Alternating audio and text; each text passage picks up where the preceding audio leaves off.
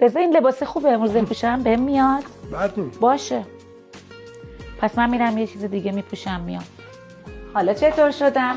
این رنگش بهم میاد؟ ای بابا حدیث تو هم این بچه‌ها شدی یا یه دونه لباس میپوشی این خوبه اون خوبه. بابا یه دونه لباس پوش بیا بریم دیگه. آره بعضی موقع دوست دارم بچه بشم تو هم برام ذوق کنی. رقصو از من گرفتی. الان در مورد لباسم هم یه نظر خوب نمیدی. چی میشه یه بار به من محبت کنی؟ باید محبت رو ازت گدایی کنم؟ ذوقو تو وجودم کشتی؟ جمع کن بابا خودتو، سنی ازت گذشته. فکر کردی اینجا این استاس برای من جمله فلسفی میزنی؟ یه لباس پوش بیا بریم بابا دیرمون شد. میدونی چیه؟ بدترین نوع کوری کور شدن ذوقه. لامصب از بین بره دیگه هیچ جوره بر نمیگرده. شما مردم همتون مثل همین. برای زن خودتون اصلا نه حال و حوصله دارین نه شوق و ذوق دارین. با همکاراتون رفیقاتون میشین راجع به زنای مردم نظر میدین، شوق میکنید، ذوق میکنین، ولی برای زن خودتون نه. الان نمیدونم احساسی که تو من کشته شده رو ببخشم یا قلب شکستم رو.